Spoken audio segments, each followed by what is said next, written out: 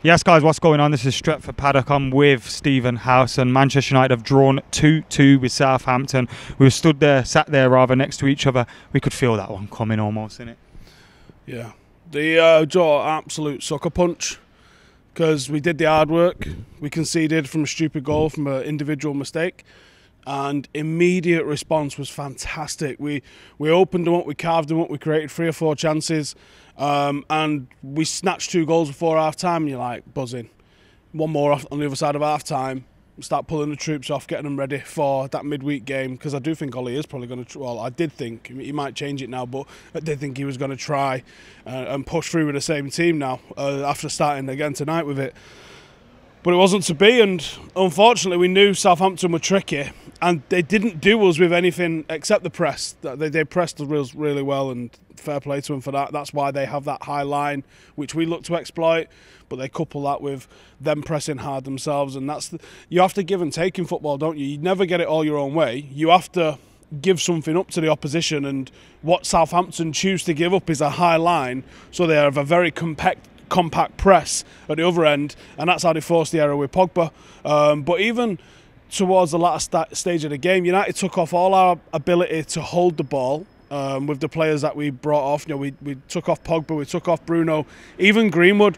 When you switch out Greenwood for James, there's a lack of holding the ball with James. James is very much a puppy, like chase it. Push him, run it. Yeah, that's all he's got in his locker, really. So when you do that, and you also go with McTominay and Fred, they're not progressive midfielders very much, or they're certainly not in the same league as Bruno and Pogba are, and we invited that pressure.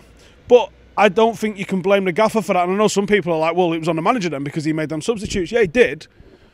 But is he meant to bring on prime Paul Scholes? Like, that's who he's got on the bench. Should he have kept at least one of those midfielders on? In hindsight, yes.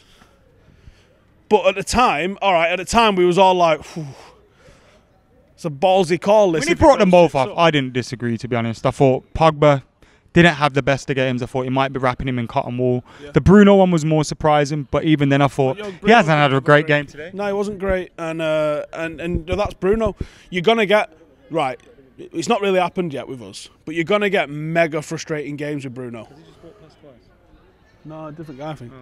Oh. You're gonna get these games with Bruno that are mega frustrating, because the things he tries aren't always going to come off. I thought he was decent today. I thought he was creative. I thought he was pushing the option. I thought Southampton was a tough, tricky opposition, which is what they've been since they got licked up 9-0. Like, that's what they've been, and I don't know how the fuck Hasenhüttl's managed to turn that around with him, because I thought, he is a dunner. That's game over, mate, yeah, after that. But fair play to him, he has. And he has made them resilient. And for them to come back after getting struck with them 2 goals, most teams would have folded, and the pressure United put a team under, most teams would have folded with that. And I don't, like, our fear going into this is, are United resilient enough? And I don't think the draw proves it one way or another. I don't think it's like, no, we're obviously a lot of shithouses. I don't think that, and I don't really think we bottled it. Going down to 10 men was bad. It's going off here. There's a little scrap over there. Yeah, it is going off. Ladies as well, so you know they fight dirty.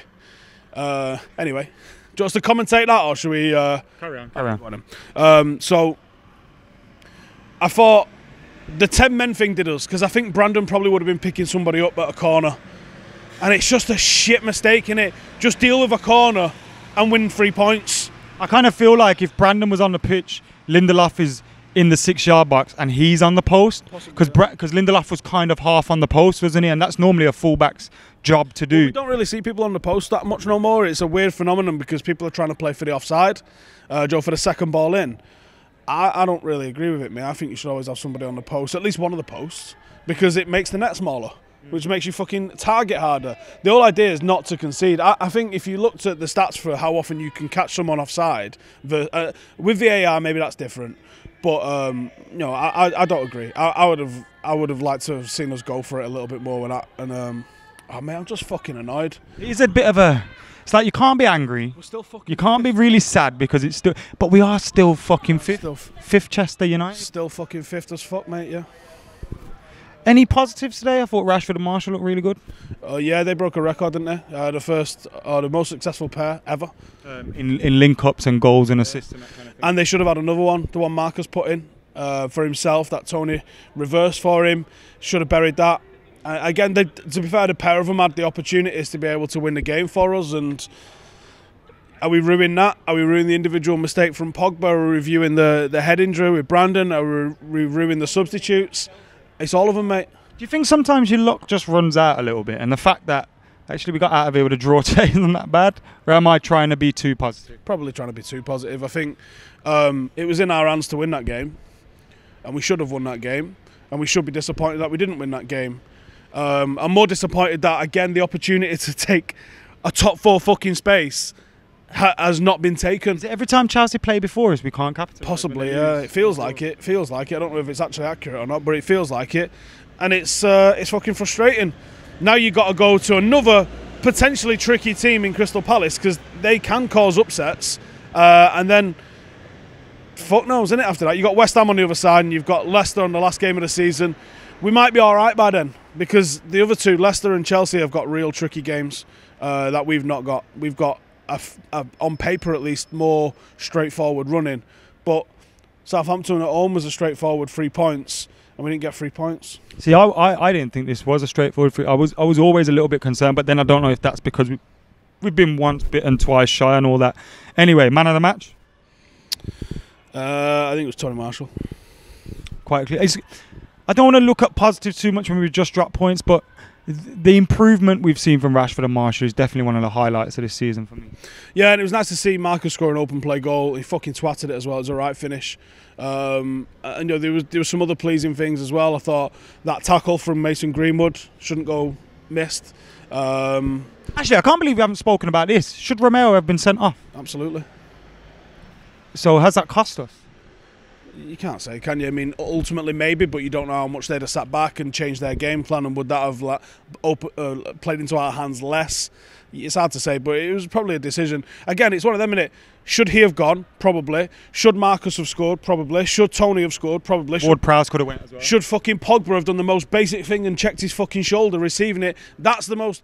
If you're ever going to be sure of collecting a ball, it's on the edge of the D from your keeper, because that, especially in this United team, is where we fucked up so many times. That should be burned into everyone's memory. Don't fucking lose it there, no matter what.